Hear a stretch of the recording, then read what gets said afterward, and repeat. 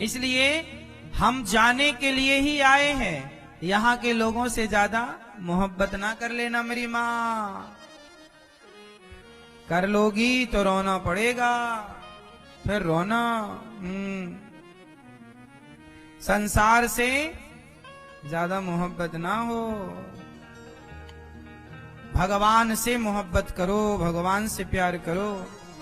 भगवान विश्व की उत्पत्ति पालन संहार करने वाले हैं, सारे दुखों का नाश करने वाले हैं। ऐसे भगवान को, राधा सहित कृष्ण को हम नमस्कार करते हैं। सुखदेव भगवान की वंदना।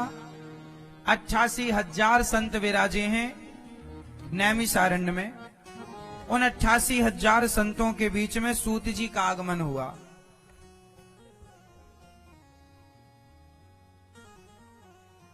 सूत जी का जब आगमन हुआ तो सूत जी को देखकर सभी खड़े हो गए। पर सूत जी ज्ञानी तो थे। शौनक आदि ऋषियों ने कहा कि आप हमें एक ऐसी कथा सुनाइए जिस कथा से कृष्ण की प्राप्ति हो जाए। कृष्ण प्राप्ति कर्म शाश्वत साधनम तद्वदाधुना, कृष्ण की प्राप्ति हो जाए।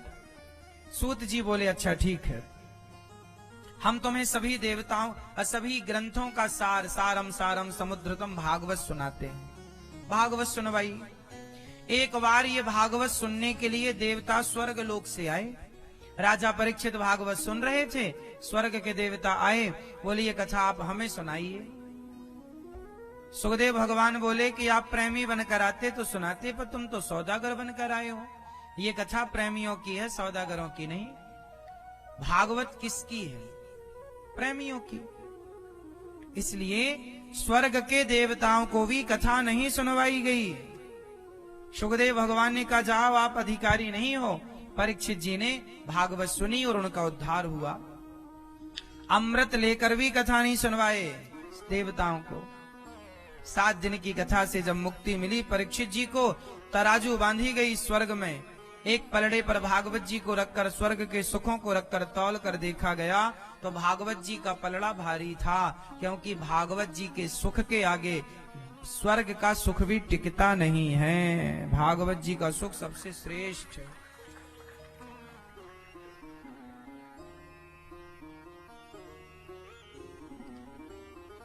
सबसे श्रेष्ठ सुख भागवत जी का सुख है। भागवत जी सबसे उत्तम। स्वर्ग के देवता भी परेशान होते हैं, भागवत सुनने के लिए तड़पते हैं, तरसते हैं। आप लोगों को ये भागवत जी सरलता में, सहजता में मिल गई, ये बात ठीक है, लेकिन भागवत सुनने के लिए देवता भी तरसते हैं मेरी माँ। जरूरत कथा भागवत बूढ़ों की थोड़ी है। देखो भागवत के प्रति भी एक गलत प्रचार किया गया।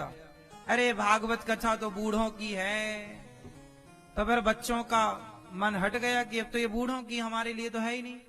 अरे भागवत कथा बूढ़ों की नहीं, जवानों की है। भजन करो मस्त जवानी में, बुढ़ापा किसने देखा। जवानी अच्छी होगी तो बुढ़ापा अच्छा होगा।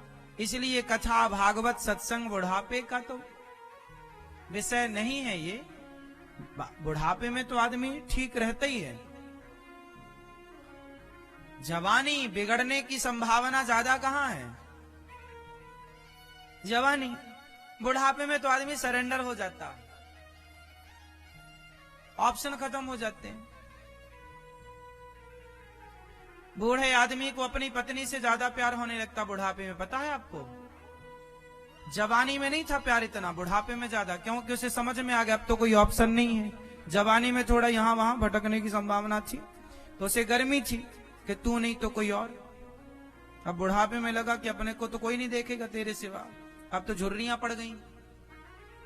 तो फिर वो बुढ़ापे में प्यार स्टार्ट करता है। और बुढ़ापे में प्यार होता है 40 साल के बाद। शादी हो गई 25 साल में, तब जाके प्यार होगा तुम्हारा 40 साल में, 45 और 50 साल में, है ना? देखो बूढ़ा आदमी, बूढ़ी पत्नी, बूढ़ा पति, दोनों के झुर्रियां पड़ चुकी हैं।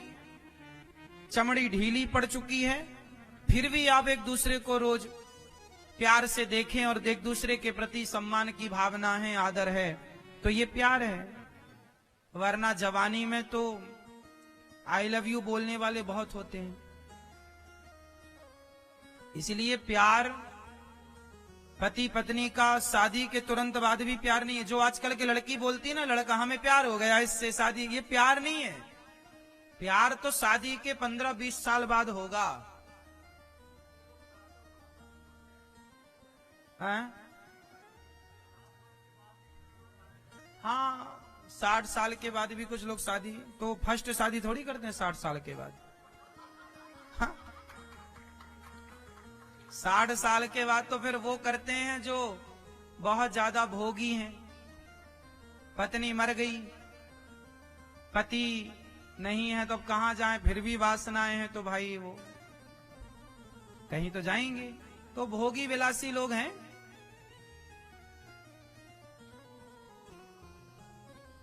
हमारा भारत भोग प्रधान नहीं रहा, भक्ति प्रधान देश रहा। इसलिए हमारे यहाँ एक पत्नी का कॉन्सेप्ट भगवान ने, राम ने शुरू किया। भगवान राम की कितनी पत्नियां? इसलिए आप भी एक ही रखो। और सीता मैया के पति कितने? एक। तो आप भी अपना एक ही रखो। पड़ोसी पड़ोसन की तरफ बिल्कुल मत देखो, सीधा अपनी लाइन में चलो। सिस्टम से चलोगे तो सुखी बहुत रहोगे। और जरा भटके तो भटकाव 2 मिनट का है, लेकिन कहावत सुनी होगी, 2 मिनट का मजा जीवन भर की, जरा सी देर का मजा है, लेकिन सारी जिंदगी की। इसलिए मूर्ख हैं वो लोग जो 2 मिनट के मजे के लिए सारी जिंदगी को सजा देते हैं। इसलिए हमारे यहां राम के आदर्शों पर चलने की आवश्यकता है। राम एक पत्नीव्रता, सीता मैया एक पतिव्रता। चलो, गलत तो गलत ही होता है ना मेरी माँ। इसलिए जो प्यार व्यार लड़का लड़की करते हैं, ये प्यार व्यार नहीं है। प्यार व्यार तो समय के साथ होता है। आपकी दादी नानी देखो, बूढ़ी बूढ़ा दोनों, बुढ़ा बुढ़ी प्यार से निकाल दिए पूरी जिंदगी। आज के लोगों को प्यार की परिभाषा नहीं पता। आज के लोग प्यार नहीं करते, प्यार तो पहले के लोग करते थे। हाँ या ना? 90 साल का बूढ़ा 85 साल की पत्नी के हाथ पकड़ के चल रहा है, ये प्यार है? कि तुम बुढ़ापे में भी अपनी पत्नी का ख्याल रखो, बुढ़ापे में भी अपने पति का ख्याल रखो, ये प्यार है? ये चमक ये दमक में तो देखो सब ठीक ही दिखता है। आजकल के लड़कों को एक बात पते की बता दूं, शादी करने के पहले उस लड़की को एक बार बिना मेकअप के देख जरूर लेना।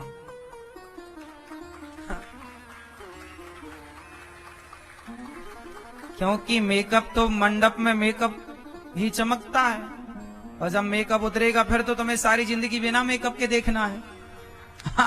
बाद में ना लड़ना, नहीं तुम ऐसी थी नहीं, ऐसे कैसी दिख रही हो।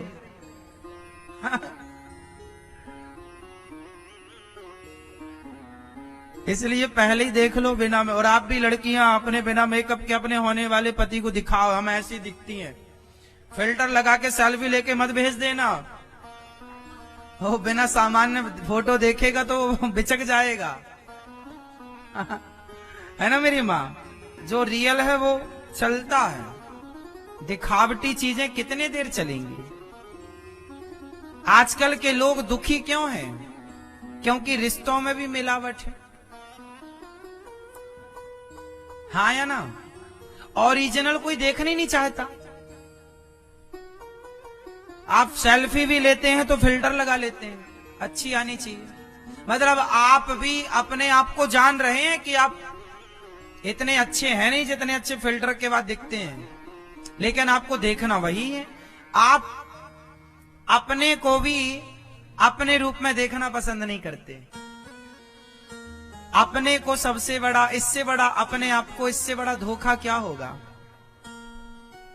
इसलिए भगवान उन्हीं को मिलते हैं जो जैसा है वैसा प्रभु की शरण में जाए। आप हैं कुछ और बन के कुछ आएंगे। तो भगवान के सामने हनुमान जी भी, हनुमान बंदर रूप में थे, लेकिन बनकर क्या गए? पंडित जी बनकर। पहली मुलाकात जब हनुमान जी की राम जी से हुई तो हनुमान जी ने कौन सा रूप बनाया? ब्राह्मण का रूप। चरणों में गिर पड़े। राम जी ने उठाकर गले नहीं लगाया, जाओ जाओ। जब हनुमान जी अपने बानर के रूप में आए तब राम जी ने गले लगाया। मानो राम जी कहना चाहते थे तुम बंदर हो तो बंदर के रूप में आना, मैं उसी रूप में स्वीकार करूंगा। तुम हो कुछ और बनकर कुछ और आओगे तो ये कपटी रूप मुझे पसंद नहीं है, ये कपट नहीं।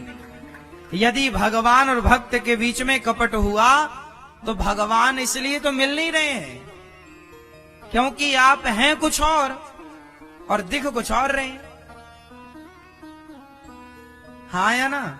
और भागवत जी में गीता रामचरितमानस में गोस्वामी जी लिख रहे हैं कि निर्मल मन जन सो मोहि पावा, मोहि कपट छल छिद्र न भावा। हमें निर्मलता चाहिए। आप जैसे हैं वैसे ही रहो। आप सांवले हैं, सांवले ही रहो। गोरे हैं, जैसे हैं वैसे ही रहो। थोड़ा बहुत ठीक है, जरूरत से ज्यादा ठीक नहीं है। तो इंद्र ने तराजू बांधी, भागवत जी का पलड़ा भारी। इंद्र चरणों में गिर पड़े भागवत जी के। तब भागवत से भगवान प्रकट हुए। इंद्र तू मुझसे तौलने चला अपने स्वर्ग के सुखों को। भागवत से बड़ा भागवत कौन है? प्रत्यक्ष कृष्ण एव ही। प्रत्यक्ष भगवान का वांगमय स्वरूप भागवत जी है। भागवत कौन है? भगवान का वांगमय स्वरूप है। तो भगवान का ही स्वरूप है भागवत जी। इसलिए आप भागवत सुन रहे हैं मतलब भगवान को सुन रहे हैं। जब आप भागवत कथा सुनते हैं, जब आप भगवान की कथा सुनते हैं तो भगवान भी आपकी व्यथा सुनते हैं। इसलिए आप कथा सुनो, वो आपकी व्यथा सुनेंगे। एक बार नारद जी महाराज ने भागवत सुनी। स्वर्ग के देवराज इंद्र का अभिमान समाप्त हुआ, परीक्षित जी की सदगति हुई। एक बार नारद जी सारे तीर्थों में भ्रमण करने गए, पर नारद जी ने सब तरफ देखा पर सत्यम नास्ति तपः शौचम दया दानम न विद्यते। नारद जी को कहीं सत्य नजर नहीं आया। चारों तरफ असत्य ही असत्य था। नारद जी ने देखा एक 16 साल की कन्या उदास बैठी है, एक बूढ़ा इस तरफ सो रहा है, एक बूढ़ा इस तरफ। नारद जी ने कहा देवी आप कौन हैं? महाराज मेरा नाम भक्ति है। भक्ति? आप उदास क्यों हैं? जब से कलयुग आया महाराज मैं परेशान हो गई। भक्ति के कितने बेटे हैं मेरी माँ? मैया भक्ति के कितने बेटे हैं? कौन कौन से? ज्ञान और वैराग्य। मैया भक्ति के कितने बेटे हैं? ज्ञान और। तो भक्ति हमारे जीवन में यदि है तो भक्ति के बेटे भी होने चाहिए। मतलब भक्त के अंदर ज्ञान भी हो और वैराग्य मीन्स संसार से त्याग भी हो, आसक्ति ना हो अधिक। तो भक्ति जब आएगी ना तो वो ज्ञान और त्याग लेकर ही आएगी। पर कलयुग में भक्ति उदास है और ज्ञान वैराग बूढ़े हैं। इसका तात्पर्य हुआ कि कलयुग में कोई ज्ञानवान बनना ही नहीं चाहता। यदि आ गया ज्ञान तो रावण की तरह अभिमानी हो जाता, मेरे जैसा कोई नहीं। त्याग तो है ही नहीं आज के लोगों में। त्याग वैराग्य जरा भी त्याग नहीं है। अच्छा जीवन में वो सुखी है जिनके अंदर त्याग है। त्याग मीन्स वैराग्य। अच्छा वैराग्य का होना जरूरी है कि नहीं? मैया त्याग वैराग्य का होना जरूरी है। कुछ पत्नियां बहुत रोती हैं। माना कि किसी के पति की मृत्यु हो गई तो पत्नियां बहुत रोती हैं। कुछ पुरुषों की पत्नियां चली गईं तो पुरुष बहुत रोते हैं। ये बहुत रोना इस बात का प्रमाण है कि आपके अंदर त्याग नहीं है।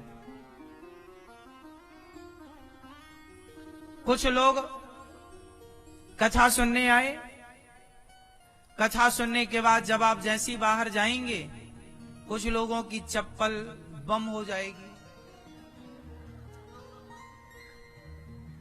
और चप्पल बम हुई तो फिर महाराज हम कथा सुनने आए, हमारी चप्पल चली गई। तो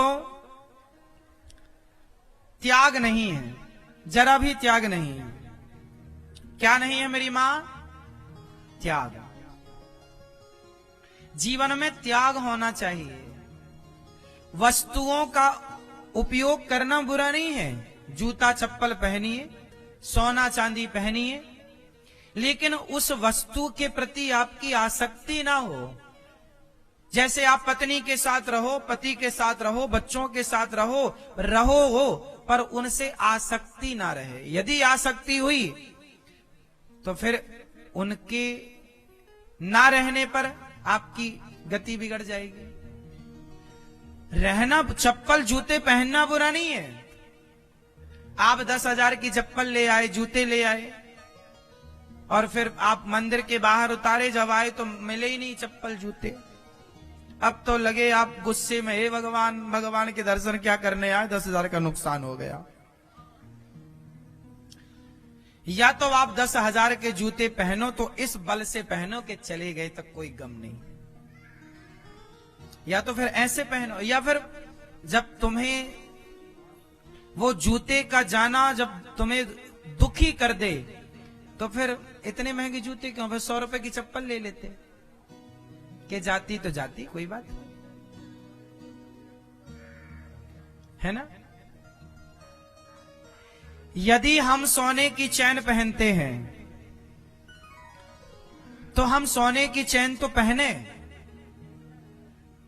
परंतु इस भाव से पहने कि यदि कल को ये गिर गई, गुम हो गई, तो हम रोए ना। यदि रोना है तो फिर उसे तिजोरी में रखिए, पहनिए मत।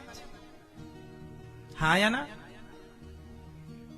आप बेटे से प्यार कीजिए, पत्नी से, पति से प्यार कीजिए, लेकिन ये मत भूलिए कि ये लोग, चाहे पत्नी, चाहे पति, चाहे दादी, चाहे दादा, चाहे माता, चाहे पिता, ये लोग एक दिन हमें छोड़कर जाएंगे। ये लोग हमें एक दिन छोड़ करके जाएंगे, और जब जाएंगे तो फिर प्यार क्यों? इसलिए संसार में रहना बुरा नहीं है,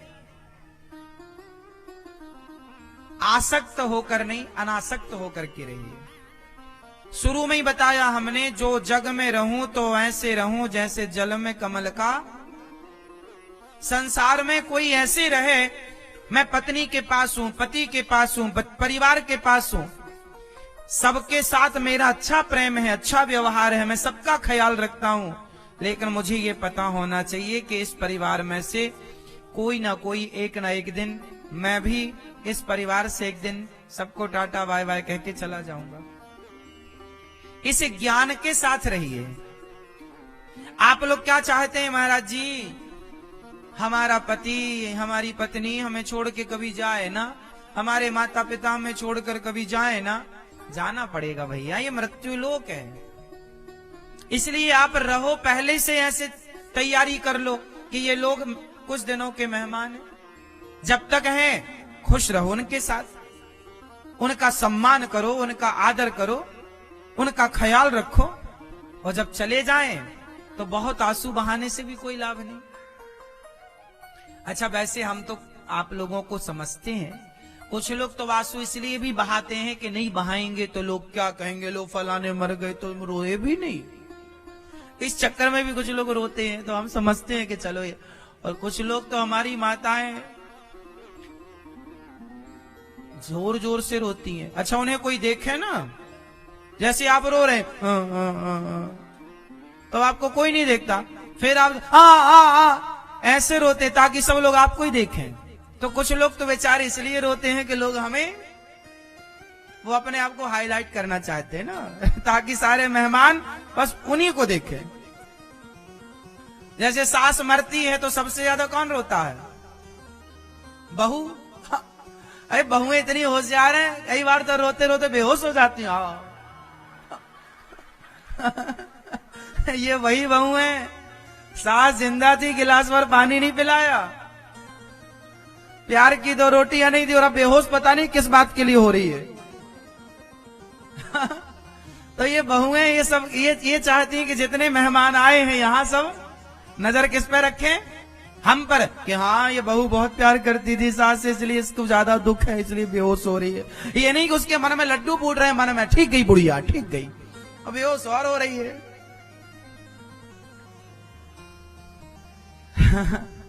ये बात सही है कि नहीं? ऐसा होता है? हाँ या ना? सही होता? आपकी सास है? हाँ। अच्छा सही बताओ, किस किस की सास के मरने में किस किस बहू ने ऐसा नाटक किया था?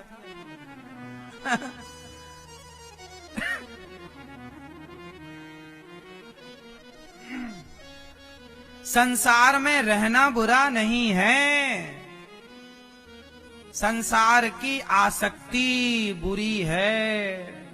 इसी आसक्ति का नाम है माया। क्या नाम है?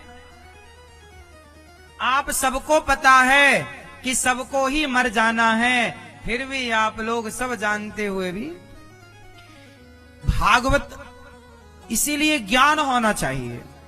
ज्ञानी व्यक्ति रोता नहीं है, परेशान, ज्ञानी रोता है भगवान के लिए, ज्ञानी रोता है भगवान के लिए। जो जगत के लिए रोए वो अज्ञानी, जो जगन्नाथ के लिए रोए वो ज्ञानी। तो ज्ञानी भगवान के लिए, अज्ञानी संसार के लिए। तो आप लोग संसार में रहते हैं, लोगों को देखते हैं, पर आप कमल के पुष्प की तरह रहो। नारद जी बोले, देवी आपका क्या हुआ? बोले महाराज भक्ति हूं मैं, भक्ति उत्पन्ना द्रवणे साहम वृद्धिम कर्णाटके गता, क्वचित क्वचिन महाराष्ट्रे गुर्जरे जीर्णताम गता। मैं उत्पन्न हुई द्रवण देश में, बड़ी हुई कर्नाटक में, द्रवण मतलब हृदय में, कानों से कथा मतलब कर्नाटक, महाराष्ट्र में बूढ़ी हो गई, और गुजरात में गुर्जरे जीर्णताम गता, जीर्ण शीर्ण हो गई। गुजर गई रातें भजन के बिना, उन रातों में भक्ति बूढ़ी हो गई। इसलिए भक्ति के बिना कोई क्षण ना भी गुजर जाए, हर क्षण भगवान का स्मरण। हे नाथ मैं आपको कभी